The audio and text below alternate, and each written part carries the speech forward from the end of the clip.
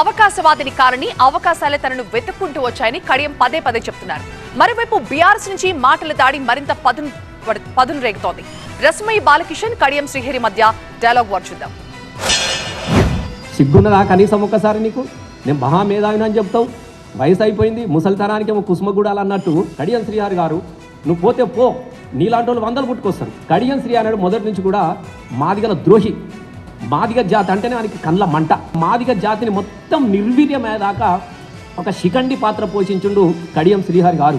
అసలు ఆయన అటుగానోడైతుండు ఇటుగానోడైతుంది. మరి అటు ఇటుగానోడు ఏమంటారు నాకు తెలియదు, గదే పాత్ర పోషిస్తూ ఉన్నాడు. మేము ఒకటి నేను అడుగుతా ఉన్నాం, ఇలా అట్లాంటి రాజయ్య తెలంగాణ తరఫున పోటీ చేసినప్పుడు నువ్వు ఎవరి తరఫున పోటీ చేసినావు? పండబెట్టి తొక్కితే కడుపులో పేగులు బయటపడి భూతాళానికి వెళ్ళిపోయింది. 50,000 పైచిలకు ఓట్లతో ఓడిపోయి బుద్ధిలో ఎదురపోయి ఇంకా మీ ముఖానికి అంత సీన్ ఉన్నదా? నా దగ్గరకు వచ్చి సాగు డప్పు కొట్టేంత సీన్ ఉన్నదరా? నిన్న మొన్నటి వరకు నా చుట్టూన్న వాళ్ళు ఒక్క రోజులోనే ఎంత కఠినంగా మాట్లాడుతున్నారు అంటే వాళ్ళ కడుపులో ఎంత విషం ఉన్నదో అర్థమైంది.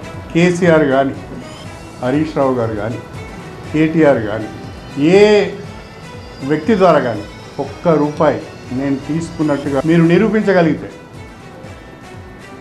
నేను సవాల్ చేస్తున్నా, నా బిడ్డ నేను పోటీంచి తప్పుకుంటాను. బుద్ధి లేని మాటలు, సిగ్గు లేని మాటలు మాట్లాడు. కడియం శ్రీహరి నిజాయితీకి మారుపేరు. నువ్వు ఒప్పుకున్నా ఒప్పుకోకపోయి మీ అందరి బ్రతుకులు నాకు తెలుసు. మీ అందరి చరిత్రలు బయట పెడితే జిల్లాలో తిరగలేదు మీరు.